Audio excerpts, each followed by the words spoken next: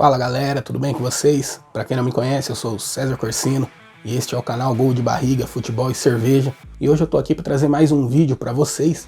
E hoje eu quero falar especificamente do esquema tático que o Corinthians usou ontem na partida contra o São Paulo. A partida em si, eu e o Bruno destrinchamos tudo que de melhor ou pior aconteceu no jogo, né, na live pós-jogo que a gente fez no domingo. Então quem não viu, dá uma olhadinha aqui nos nossos vídeos e ficou show de bola. Mas o que eu quero falar especificamente do esquema tático, que o Corinthians entrou num 3-5-2, né, espelhando a formação que o São Paulo vem usando. E o Corinthians não usa esse esquema, iniciando o jogo assim, né, há mais de 10 anos. Então foi interessante ver o time numa formação diferente. Eu, em alguns vídeos anteriores aqui do canal, eu já havia cobrado essa postura do Mancini, né, do time, em buscar soluções para falhas que existem no elenco corintiano.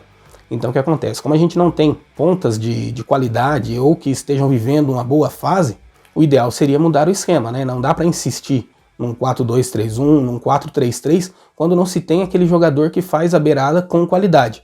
No final da temporada passada, o Gustavo Silva, né, vinha muito bem, mas ele sofreu uma lesão, caiu muito de rendimento, o Léo Natel não consegue render, Otero também não. Na ponta esquerda estava vindo o Matheus Vital, mas sofreu uma lesão também, acabou voltando no jogo de domingo, mas ainda está se recuperando. Então, como o time não tinha aquele cara, aquele ponta, tanto na esquerda quanto na direita, de qualidade, aquele que vai para cima do zagueiro, que cria algo diferente no jogo, o ideal era mudar o esquema, né? E o técnico Wagner Mancini, ele já havia sido cobrado, né, quanto a isso antes do início da Copa Sul-Americana. E ele disse que era praticamente impossível mexer no esquema, porque teria que trabalhar, algo novo a se implementar, os jogadores não estariam acostumados, então seria algo muito difícil. E até por isso, na live em que a gente fez aqui no canal, antes do jogo contra o São Paulo, eu falei, na minha opinião, novamente, que teria que mudar o esquema, vir com um 3-5-2, mas que eu achava difícil que o técnico faria isso. Porque por todas as declarações que ele já deu, a convicção que ele tem sobre futebol, mas ele surpreendeu de maneira positiva, porque o time jogou no 3-5-2, demorou ali, né, para encaixar as peças, até porque os jogadores não estão acostumados e de fato é um esquema que necessita mais tempo de treinamento, tem que mudar, tem que pensar. A única alteração ali na defesa provavelmente seria a entrada do Gil, até porque o Gemerson não vai ser contratado em definitivo pelo time, né, tem um contrato que se encerra aí no final de junho. Então, muito provavelmente, a zaga titular ideal, neste caso, né, usando o 3-5-2, seria com o João Vitor, o Gil e o Raul Gustavo. Os dois meninos da base estão muito bem, jogando muito bem, e porque eles têm a virtude, né, de como o João Vitor jogou alguns jogos na lateral direita, e o Raul, ele tem origem na lateral esquerda, eles têm aquele poder melhor de sair jogando. Eles têm uma boa qualidade no passe, têm a imposição física, então isso ajuda e muito nesse esquema, né? E até tendo o Gil ali, que seria um jogador mais veterano, ficando como líbero, como o jogador da sobra nesse esquema com 3 zagueiros, ajuda e muito, né? Melhorar aí o nível do Gil, que é um grande zagueiro, mas a gente sabe que já tá com a idade um pouco mais avançada. Jogando no esquema de 3 zagueiros, né? Você libera os pontas. Então, aliás, os pontas não, os alas. Você libera os alas e aí você tem o Fagner pela direita e do lado esquerdo você pode usar tanto o Fábio Santos como o Lucas Piton. O Fábio Santos, ele apoia muito bem e já está deficitário na defesa, também por conta da idade. E o Lucas Piton, por características, ele apoia bem e não defende tão bem. Isso desde que ele surgiu no Corinthians, aí, vindo da base, é um garoto ainda, né? Então ele tem muita qualidade no apoio e é deficiente atrás. Então, quando você tem um esquema com 3 zagueiros, você dá essa liberdade para os alas, e que se eles têm características ofensivas de qualidade, o time tende a crescer. E com os alas, não sobrecarrega a questão da armação. Como o Fagner, por exemplo, tem um ótimo passe, tem uma ótima visão de jogo, ele acaba ajudando quem faz o meio campo ali. No caso do Corinthians, o Luan. O Luan, ele precisa disso, para que ele possa jogar mais livre, né? Sem aquela... Apesar de ele estar jogando bem nas últimas partidas, voltando, querendo o jogo, ele é o cara que precisa desse pouco de liberdade. Então, quando ele tem os 2 alas de qualidade para ajudar ele ali na troca de passes e 2 volantes atrás, aquele cara que marca melhor, que tem uma posição melhor ali no meio campo, ele tem mais tranquilidade para trabalhar. No jogo de ontem também, né, a gente comentou isso, mas é algo que pro esquema 3-5-2 funcionar melhor, é um jogador que não pode estar no time, e ele também está na mesma situação do Gemerson, né, o contrato até final de junho, é o Otero. O Otero não tem condições de jogar no Corinthians em nenhuma função, não adianta, ele é um esforçado, tenta ali algumas jogadas, tem a questão do chute a gol, mas que é muito pouco para um jogador estar no time titular do Corinthians, né? É muito pouco. Então, o Otero sairia desse time e entraria o Vital. É a troca natural. E aí fica a opção. Ou você joga com um centroavante, um cara mais forte lá dentro, né? Tanto o Cauê quanto o Jô, mas aí muda muito pouco. O Cauê tem um pouco mais de velocidade ali, ele é um pouco mais rápido pela idade, mas a característica em si de jogo é a mesma, né? É aquele jogador forte que vai proteger a bola para quem chega de trás, dá aquela casquinha de cabeça. Então seria só a questão da experiência e da juventude, mas o estilo de jogo dos dois centroavantes que o Corinthians conta no elenco hoje é o mesmo. Muda aí a idade, um pouquinho da mobilidade, né? O Cauê é um pouco mais móvel por conta da idade, mas a característica dos dois é exatamente a mesma, então muda muito pouco. Então o Corinthians poderia ter aí a questão no falso 9, um jogador de mais velocidade, aí vai de acordo com o jogo e com o adversário. Mas eu acho que o time ideal passa pelo que foi escalado ontem aí, com o Gil no lugar do Gemerson, o Vital no lugar do Otero. Então aí você teria dois meias de qualidade, mas aí manteria os dois volantes ali de mais marcação, tanto o Ramiro quanto o Gabriel. Então aí ia sobrar para um dos outros volantes que a gente tem que ter um passe melhor.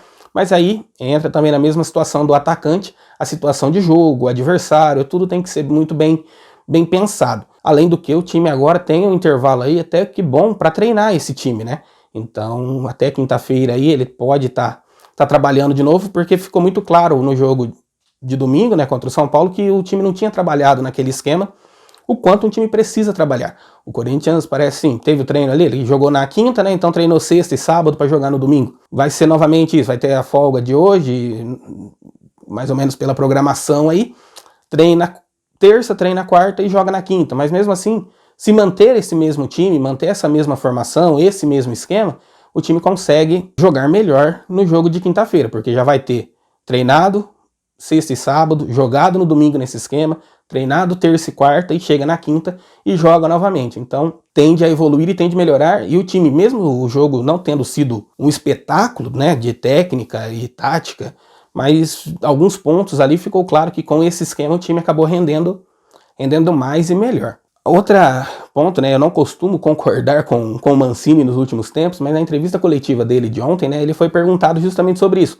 Se esse era o time, se ele manteria esse time para os próximos jogos, se essa era a formação ideal. E ele foi sincero ali em confessar o quê? Que ele viu o time do São Paulo, a forma que jogava, e a opção foi treinar para espelhar a questão da marcação em cima do time de São Paulo. Então ele fez o mesmo esquema do São Paulo, naquela coisa do jogo específico. Jogar cada jogo se adaptando ao adversário. Então ele não deixou muito claro se no próximo jogo ele vai continuar com 3 zagueiros. E também perguntaram a questão, não tem um time. Isso, pro Corinthians, ele usou a questão que no futebol moderno todos os jogadores jogam, tem que rodar o elenco, são muitos jogos, muitas competições e tem que ter todo mundo à disposição e todo mundo jogando em alto nível. É perfeita a colocação dele nesse ponto. Só que o Corinthians não tem isso. O Corinthians tem poucos jogadores que têm alguns lampejos e outros muitos jogadores estão abaixo. Eles estão abaixo do que podem apresentar. Então, neste momento, o ideal seria o quê? Escolher os melhores e montar um time, né, uma formação em cima dos melhores. E lógico, escolher a melhor formação. Se você não tem os pontas qualificados, muda o esquema. Com o 3-5-2 você não precisa dos pontos, porque a liberdade vai estar nos alas ali. Eu falei que eu esperava que ele mudasse para o 3-5-2 no sábado. Ele mudou, foi ótimo. E agora eu espero que ele mantenha esse esquema para o jogo de quinta-feira. É o esquema melhor que o Corinthians vai ter, até pelas peças que estão disponíveis. Ele pode, se o Vital não tiver condições físicas excelentes, joga com o Mosquito, que entrou no segundo tempo, fez o gol ali contra o São Paulo. Só que o Otero não pode manter, o Otero não tem condições de ser mantido nesse time. Aí as outras trocas ali que ele fizer, mas eu acho que seria a única troca que eu faria na zaga, né? O Gil voltando, que isso é natural, até pelo fato do Gemerson não continuar. E no ataque o Gustavo Silva, o Mosquito, no lugar do Otero. Tendo em vista, né, que o Matheus Vital não está nas condições plenas ainda, as condições físicas, né, visto que ficou mais de um mês parado aí por conta da lesão. Tempo para trabalhar a gente sabe que não tem. Tá tendo jogo a cada 2 dias, vai vir as quartas de final do Campeonato Paulista aí para a próxima semana também. Então ele tem que adaptar o quanto antes e fazer esse time jogar da melhor forma. Bem treinado, esse é o esquema que pode dar um retorno para o Corinthians. E ele não pode, né, se prender na questão dos medalhões. Os jogadores mais velhos que a gente vê que não deram resultados. Ele tentou, insistiu em 2 jogos com eles na Copa Sul-Americana e complicou bastante para o Corinthians. E aí pensando em trabalhar esse time melhor, né, acertar os pontos que precisa acertar, e esse time tentar vencer as 4 partidas que faltam na Sul-Americana, sem também esquecer aí do Paulistão, né, que o Paulistão, agora diante dos resultados negativos que teve nas 2 primeiras rodadas da Sul-Americana, é focar no Paulista para tentar um título aí que pode ser talvez o único da temporada, que é uma temporada aí que a gente sabe que o Corinthians está bem abaixo. Só que o técnico Wagner Mancini tem que fazer esse time jogar, porque ele ganha aí um respiro, uma folga com esse jogo contra o São Paulo, que o time se apresentou muito bem, apesar do empate. Então, muito bem em termos, né? O time respondeu bem, né?